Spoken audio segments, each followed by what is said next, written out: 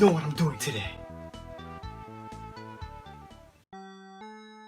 Ah, Sega. Remember the 16-bit war? When you and Nintendo went at it trying to prove who was a superior console? Every commercial and ad was a threat or defamation of the good Nintendo name. Remember when you actually had good games to back it up too? Remember that? I'm not the biggest Sega fan, and as you guys know, I'm more of a Nintendo guy. But I will admit this, the Sega Genesis was my first console ever. Yep, this Nintendo fanboy's earliest video game memory was that of the Sega Mega Drive.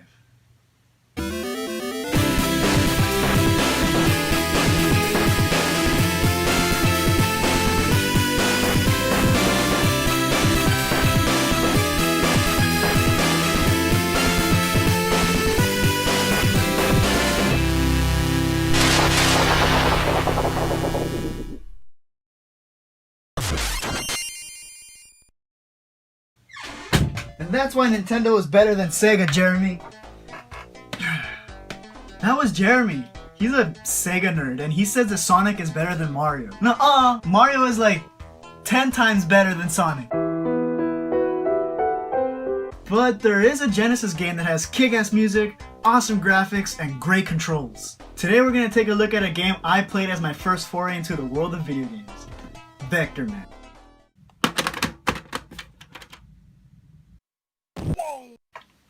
Whoa. Whoa. Whoa! I always like this part where you get to control Vectorman and run around the Sega logo. I had never seen that before. There's also a hidden TV at the corner you can destroy to get a power-up. Haha! Yeah, take that, Sega.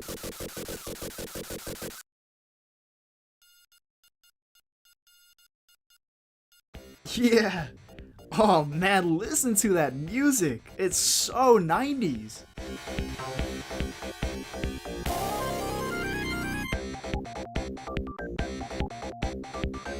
So apparently the year is 2049 and humans have left Earth to try and repopulate other planets. They put robot janitors in charge to clean up the mess that they left behind. One of the Autobots, Raster, decided, I want to rule the planet, and bam, they accidentally put a nuke on his head and he becomes evil. That's it. That's all the story you need. Don't you just love classic video game writing? It has a sort of a charm to it. So the game starts. Day 1. Here is where we realize how smooth and precise the game is. The pre-rendered graphics really help set the mood. Man, Blue Sky, taking a page from Rareware's playbook? Props to you. Throughout the 16 levels, you're given different power-ups in different forms. Vectorman can transform into a bomb, a drill, and even a race car. It's pretty cool. My favorite weapon power-up is the shotgun spread shot. It just looks and sounds so cool.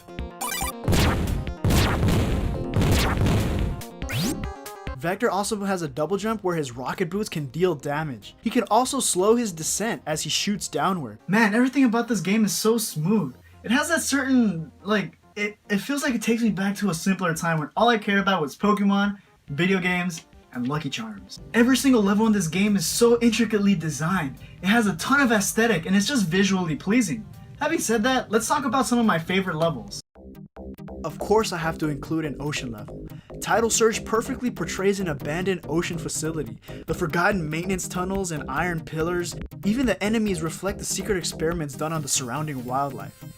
Maybe the reason why the humans left began here. This level always reminded me of John Carpenter's The Thing. If you haven't seen the 1982 The Thing, it's about a crew of researchers in the Antarctic who have to battle an alien creature that can fuse with anything it touches. The boss at the end of this level is some eerie, smiling amalgamation of robotic parts. This thing always gave me the creeps. I'm starting to feel that the reason the humans actually left Earth was to escape whatever terrible experiment went wrong. The hydroponics lab seems to solidify that argument. The background is just a vast warehouse of containment vats, probably used to store whatever strange creatures the humans had created. The atmosphere is quiet and solemn, and the boss at the end of the stage is just a cluster of miniature humanoids that can assimilate into a weird Slinky or a giant version of Vectorman. And they seem so jolly about it too, when in reality, they're probably in a ton of pain and suffering. Ugh, that's just creepy. I've always loved video game levels that had that setting sun background. To me, it portrays that feeling that even though there are battles to fight and problems to face, you can always look forward to a new day. The colors in the stage are quite minimal, yet the red and orange hues do the job perfectly to portray the setting sun.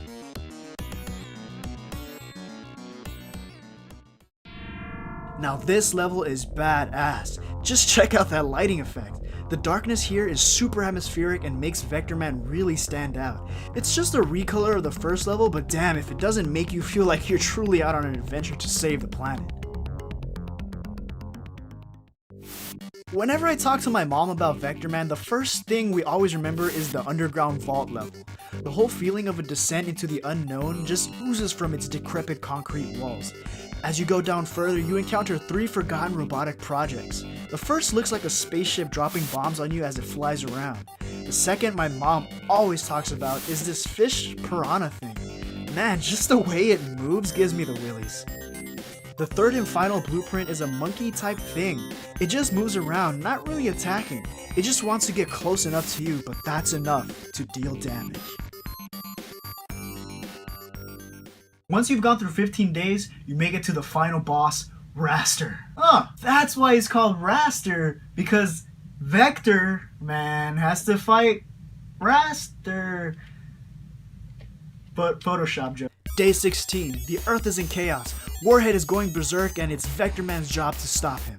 I've actually never been able to get past this part, but that ends today. Let's do this.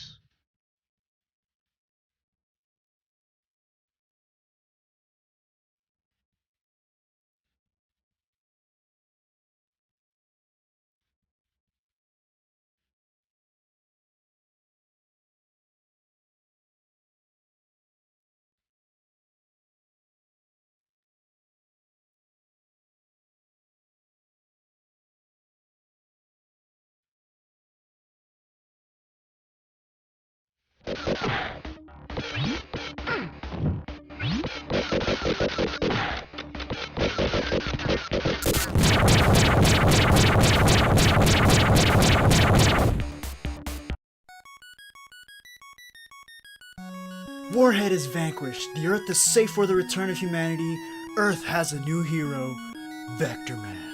If this isn't the most 90s game I've ever played, then I don't know what is. The game has tight and precise platforming, amazing electronic music, and a relatable hero. Vectorman is considered Sega's answer to Nintendo's Donkey Kong Country, being released a year later. No one thought either console was capable of producing graphics like these. Glad I finally got that out of the way. I haven't made a video in 2 months. No, it's not because I'm lazy. Well, okay, maybe a little. No, River, hear me out. I've got an idea for my next video already, just to prove that I'm not lazy at all.